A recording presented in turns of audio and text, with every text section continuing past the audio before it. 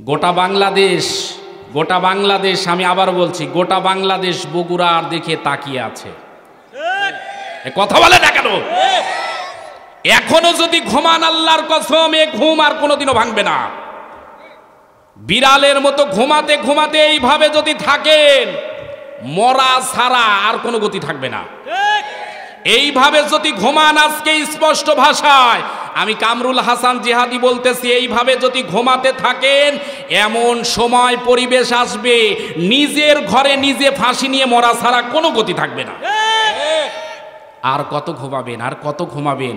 জেগে জেগে ঘুমায়, ওরে কিয়ামত পর্যন্ত ঘুম থেকে ওঠানো যাবে না। কথা ঠিক না ভুল? তা আপনারা কি এখনো ঘুমাবেন না? জাগা দরকার আছে না নাই? একটা জিনিস মনে রাখা দরকার, ও মুসলমানের সন্তানেরা, এই বাংলাদেশের বিভিন্ন অঞ্চল এক সময় হিন্দু রাজা দ্বারা পরিচালিত ছিল।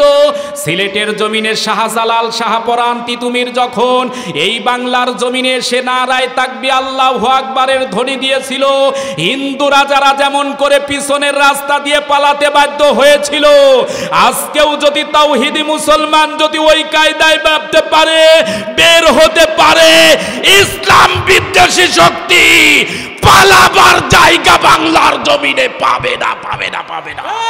কারা কারা রাজি আছো মুসলমান? দুটি হাত তুলে আল্লাহকে দেখাও মুসলমান।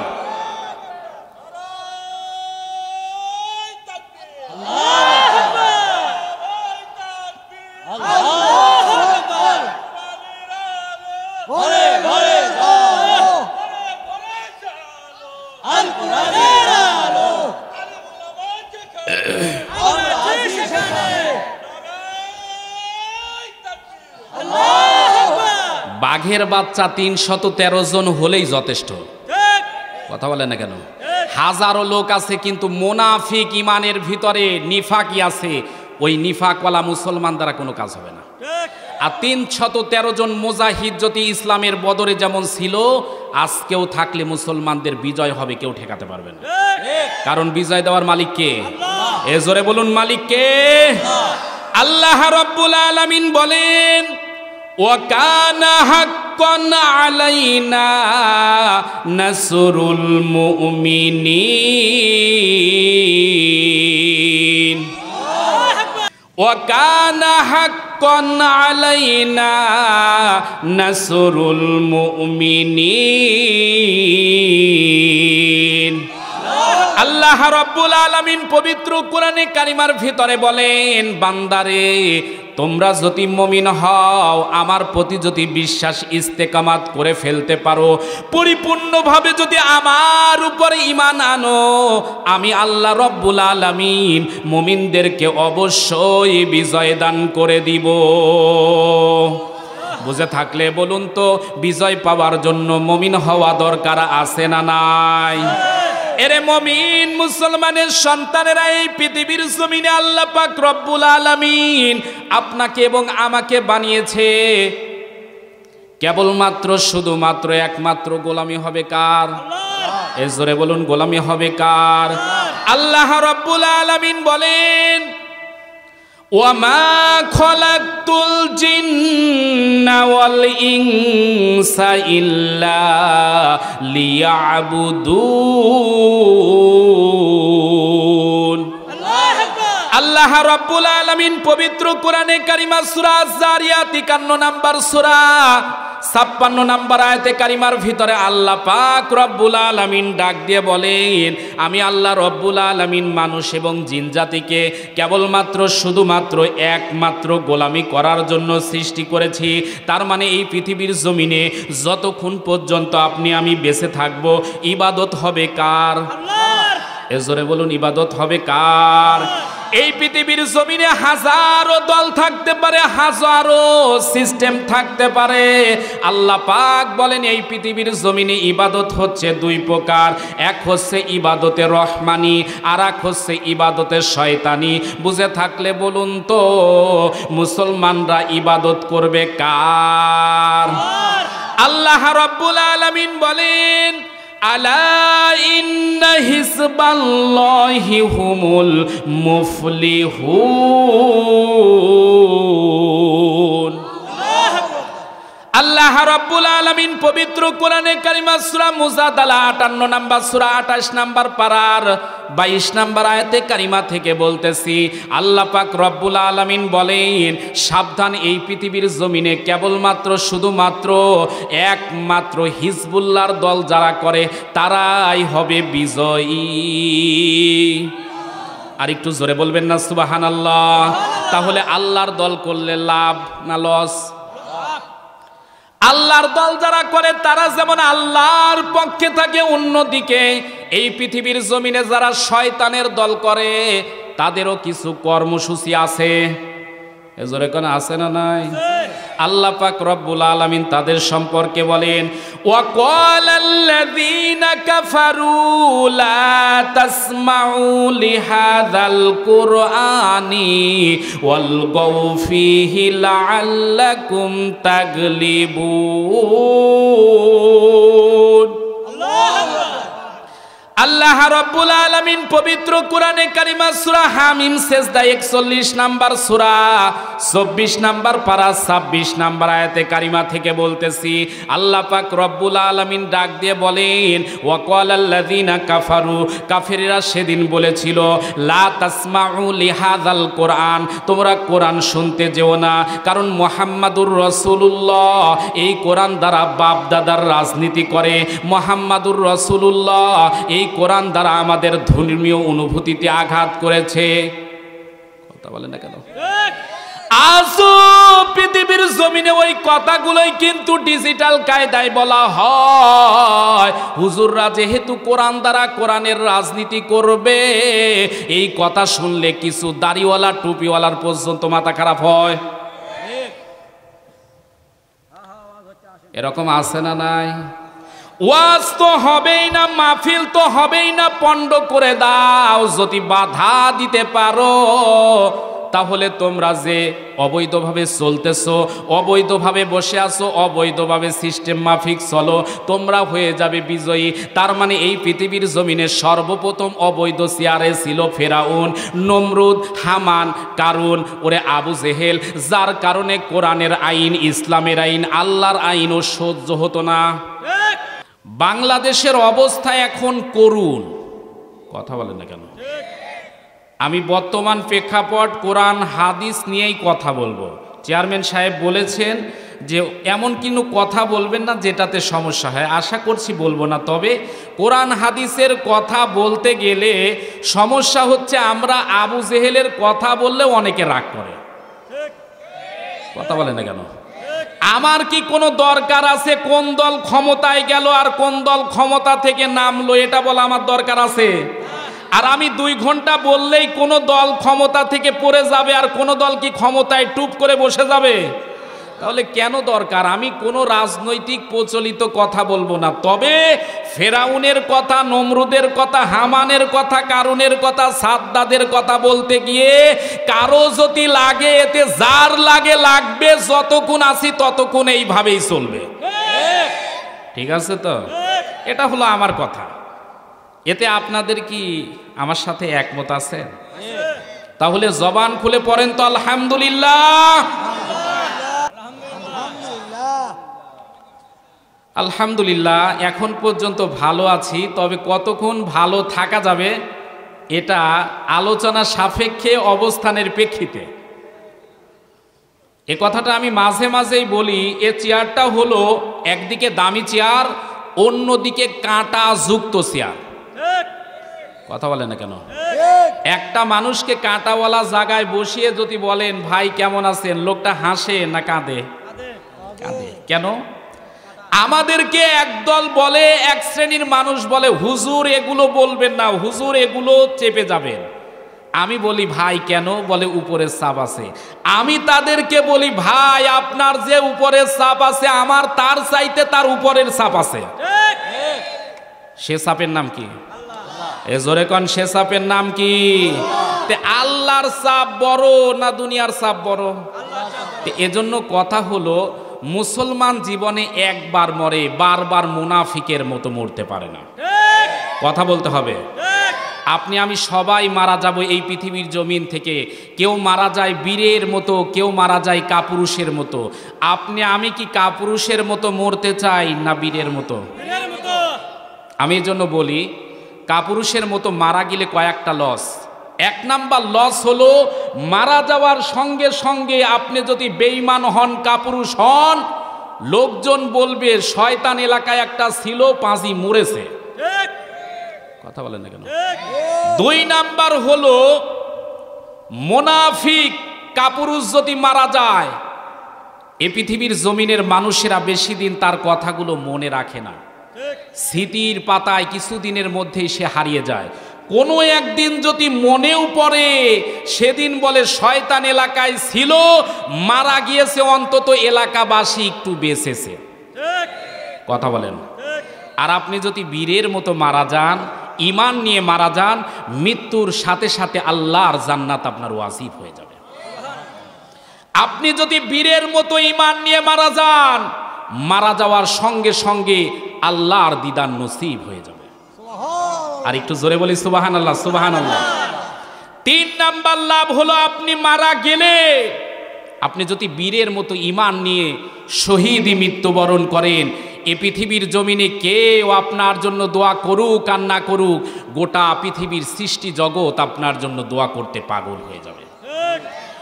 বন্দুকের আগা দিয়ে আপনাকে হয়তো বা সীমিত সময়ের জন্য জানাজায় বন্ধ করে দেওয়া হতে পারে, জানাজায় উপস্থিত না হওয়ার অবস্থা সৃষ্টি করা যেতে পারে, মানুষকে একত্রিত করার সৃষ্টি তৈরি করা বন্ধ করা যেতে পারে, কিন্তু একটা জিনিস মনে রাখা দরকার, মানুষের হৃদয়ে যে ভালোবাসা, মানুষের স্পন্দনে যে কোরআনের পাখির স্মৃতি জমে আছে, ভালোবাসায় মিশে আছে, এটা পৃথিবীর জমিনে বুলেট মেরে, কামানের গুলি দিয়ে কোনোদিনও মুছে ফেলে দেওয়া যাবে না। ও মুসলমানের সন্তানেরা, এই জন্য স্পষ্ট ভাষায় বলতে চাই, বদরের প্রান্তরে ৩১৩ জন মুজাহিদ ঐক্যবদ্ধ হয়ে ইসলামের বিজয় নিশান ওড়াবার জন্য যেমন করে সিদ্ধান্ত নিয়েছিল, যার কারণে ইহুদি খ্রিস্টান সহ ইসলাম বিদ্বেষী কোনো মানুষ, সভ্যতা যেমন সাহাবীদের সামনে দাঁড়াতে পারে নাই, আজকেও যদি মুসলমানের সন্তানেরা ৩১৩ জন মুজাহিদ বাংলাদেশের ৬৪ জেলা থেকে একজন করেও বাহির হতে পারে, আল্লাহর কসম করে বলি, বাতিল পন্থী পালাবার জায়গা পাবে না, পাবে না, পাবে না। কারা কারা রাজি আছো মুসলমান, দুটি হাত আল্লাহকে দেখাও। আসু পৃথিবীর জমিনে যারা অবৈধভাবে থাকে, ওদের দেখবেন সব ভালো লাগে, গান বাজনা হবে কোনো সমস্যা নাই, অশ্লীলতা বেহায়াপনা হবে কোনো সমস্যা নাই, পুতুল নাচের নামে নারীদের নিয়ে নাচানো হবে কোনো সমস্যা নাই। ওরে তাফসির মাহফিল দেখলেই অনেকের মাথা খারাপ হয়। এরকম আছে না নাই? এ জোরে কান আছে না নাই? সব ভালো লাগে দোলা ভাইদের, সমস্যা একটা, তাফসির মাহফিল সহ্য হয় না। কথা বলেন না কেন? কিছু মানুষ উঠতেছেন, আপনাদের কি সমস্যা হচ্ছে? আমার মনে হয় আপনাদের সমস্যা হচ্ছে, কারণ বাঙালির সমস্যা হলো ওই দাদার কিস্সা শুনলে খুব ভালো লাগে, কোরআনের কথা, হক কথা শুনলে কিছু মানুষের গা পা জ্বলে যায়। কথা কন নাকি ভাই?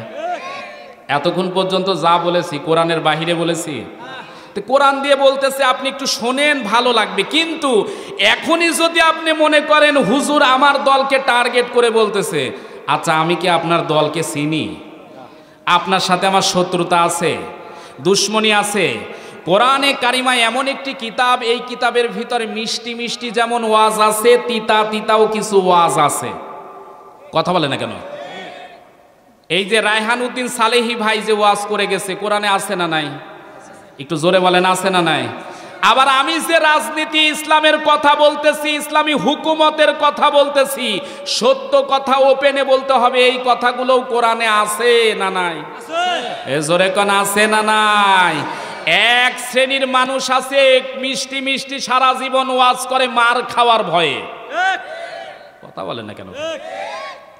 আপনি সারা জীবন মিষ্টি মিষ্টি ওয়াজ করবেন, দুনিয়ার মানুষকে ফাঁকি দিতেও পারলে আল্লাহর কসম করে বলি আল্লাহর কাছে আপনি ধরা খেয়ে বসে থাকবেন হুজুর। আজকে আমাদের দেশে সবচাইতে বড় সমস্যা, সাধারণ মানুষের চাইতে এক শ্রেণীর আলেমেরা মুনাফিকের মতো আচরণ করতেছে, যার কারণে হক্কানি রব্বানি আলেমেরা বন্দিশালায় বসে বসে কাঁদতেছে। মানুষেরা আজকে সেন্স পরিবর্তন হয়ে গেছে। এখনো আমাদের ভিতরে মানুষের, আমরা যখন কোরআন হাদিস থেকে এই কথাগুলো বলি, অনেকেই মনে করে হুজুর মনে হয় রাজনীতি করতেছে। আমার রাজনীতি করা দরকার আছে? এ জোরে কোন দরকার আছে? আমি এসেছি কোরআনের কথা বলবো, আপনারা শুনবেন, যাতে করে আল্লাহ পাক সবাইকে হেদায়াত নসিব করে দেন। জোরে কোন আল্লাহুম্মা আমিন। তবে একটা জিনিস মনে রাখা দরকার, বাধা যখন আসবে তখনই কিন্তু সমস্যার সমাধান হবে। আপনাদের এলাকায় নদী আছে ভাই? নদী একটা নদীর নাম বলেন তো? করতোয়া নদী। করতোয়া নদীতে কি সব সময় পানি থাকে? এক সময় জোয়ার ভাটা হয়, এক সময় শুকিয়ে যায়, মানুষের রাস্তা বানিয়ে পার হয়। এমন একটি অবস্থা যখন তৈরি হয়ে গেল, কিছু মানুষ আছে দেখবেন স্বাভাবিক গতি ভালো লাগে না, ও চিন্তা করলো করতোয়া নদীর পানি শুকিয়ে গেছে, আমি বাদ দিয়ে আরামে থাকবো। এই ভেবে করতোয়া নদীর ভিতরে কিছু বালি দিয়ে, কিছু মাটি দিয়ে, কিছু খড়কোটা দিয়ে, কিছু কচুরি পানা দিয়ে ও আইল দিয়ে মনে করেন সুবিধাজনক রাস্তা বানিয়ে বসে আছে। আমার হলো আপনাদের কাছে প্রশ্ন, যদিও সুযোগ মুহূর্তে ও আইল দিয়ে বাধা দিয়ে রাস্তা দিয়ে থাকতে পেরেছে, কিন্তু বুঝে থাকলে বলুন তো, যখন বর্ষার মৌসুম আসবে, যখন বৃষ্টি ধারা প্রবাহ হবে, যখন প্রাণীর প্রবাহ বেড়ে যাবে, ওই মানুষের পক্ষে বলেন তো ওই আইল বাধা রাস্তা থাকবে? একটু জোরে বলতে হবে, থাকবে? আর একটু জোরে বলুন, থাকবে? খড়কোটা আবর্জনা কচুরি পানা যেমন করে পানির তীব্রতার কারণে থাকে না, ভেঙে চুরমার হয়ে যেমন করে নতুন রাস্তা তৈরি হয়, একটা জিনিস মনে রাখা দরকার ও মুসলমানের সন্তানেরা, বগুড়াবাসীকে স্পষ্ট ভাষায় বলতে চাই, একটা জিনিস মনে রাখা দরকার, মুসলমানদের ইতিহাস, বদরের ইতিহাস, মুসলমানদের ইতিহাস, উহুদের ইতিহাস, মুসলমানের ইতিহাস, তায়েফে যাওয়ার ইতিহাস, খন্দকে যাওয়ার ইতিহাস, মুসলমানের সন্তানেরা প্রয়োজনে রক্ত দিতে পারে, শহীদ হতে পারে, কিন্তু বুক দিতে পারে, বাতিলের কাছে পিঠ দিতে কোনোদিন রাজি হতে পারে না। কারা কারা মুসলমান রাজি আছো? দুটি হাত তুলে আল্লাহকে দেখাও। নারে তাকবীর, নারে রিসালাত, ইয়া রাসূলুল্লাহ, নারে রিসালাত, ইয়া রাসূলুল্লাহ। পালা রে পালা, জলদি পালা, নইলে গলায় দিব জুতার মালা। পালা রে পালা, একটু বলেন না, পালা রে পালা, জলদি পালা, নইলে গলায় দিব জুতার মালা। আলেমরা আসছে রাজপথ কাঁপছে, আলেমরা আসছে রাজপথ কাঁপছে, এবার হবে তোর ফাইনাল খেলা। পালা রে পালা, জলদি পালা, পালা রে পালা, জলদি পালা, নইলে গলায় দিব জুতার মালা। লিল্লাহে তাকবীর, লিল্লাহে তাকবীর। আল কোরআনের আলো, লিল্লাহে তাকবীর। যখন কবরটা ভেঙে যায়, 100 বছর, 200 বছর, 50 বছর পরও দেখবেন লাশটা পচে না, বরং মাটি থেকে জীবন্ত লাশের মতো মানুষের দেহটা বের হয়ে যায়। তাহলে একই দেহ মাটি খেয়ে ফেলে, আবার একই দেহ আছে মাটি খেতে পারে না। বুঝে থাকলে বলেন তো, আপনার দেহ মাটি খেয়ে ফেলবে, আমার দেহ মাটি খেয়ে ফেলবে, কিন্তু এমন কিছু দেহ আছে মাটি খায় না। যে মানুষের দেহটা মাটি খেতে পারলো না, ওই মানুষের জীবনে এমন একটা আমল আছে যে আমলের কারণে মাটি খেতে পারে না। এমন একটি ভালো আমল আপনার আমার জীবনে করা দরকার আছে না নাই? কি এমন আমল যে আমল করলে আপনার লাশটা মাটি খেতে পারবে না, যে আমল করলে আপনার কবরটা জান্নাতের বাগান হবে, এমন একটি কাজ আপনার আমার জীবনে করা দরকার আছে না?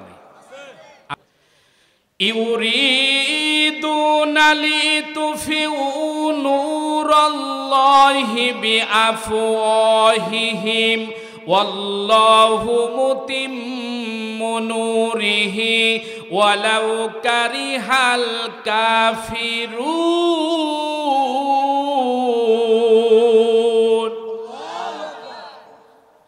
আল্লাহ রাব্বুল আলামিন পবিত্র কোরআনে কারিমা সূরা আস-সফ 61 নাম্বার সূরা 28 নাম্বার পারার 8 নাম্বার আয়াতে কারিমা থেকে বলতেছি, আল্লাহ রাব্বুল আলামিন বলেন, এই পৃথিবীর জমিনে কোনো ব্যক্তি, কোনো পরিবার, কোনো প্রতিষ্ঠান যদি এই পৃথিবীর জমিন থেকে আমার কোরআনের নূর, কোরআনের আলো, কোরআনের হেদায়াত যদি নিভিয়ে ফেলতে চায়, কোরআনের নূর, কোরআনের আলো, কোরআনের জ্যোতি এটা পৃথিবীর জমিনে কারো নেভানো সম্ভব?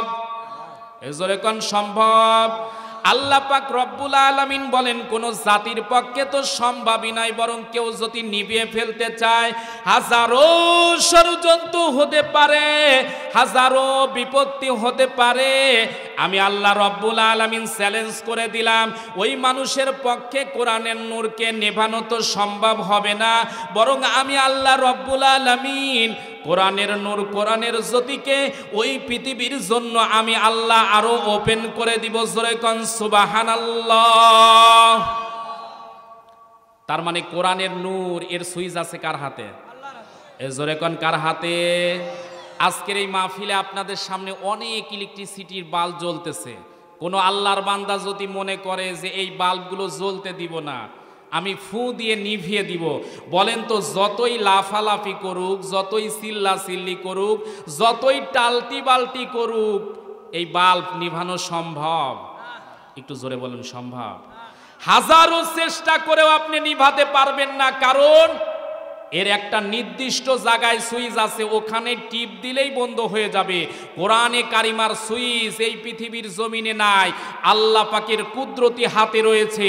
সুতরাং যত টালটি বালটি করো, যতই চিন্তা করো, যতই ফিকির করো, দুনিয়ার জমিন থেকে কোরআন ছিল, আছে, থাকবে, কেউ নিভাতে পারবে না, বরং যত নিভাবার চেষ্টা করবে কোরআন তত তাড়াতাড়ি তার মাকামে মাকসুদ সংসদে পৌঁছে যাবে। এরে মুমিন মুসলমানের সন্তানেরা, আপনাদের কাছে একটা বাস্তব ওয়াজ শোনাতে চাচ্ছি। এই বাংলাদেশের প্রেক্ষাপট অনুযায়ী ওয়াজটা শুরু করলাম।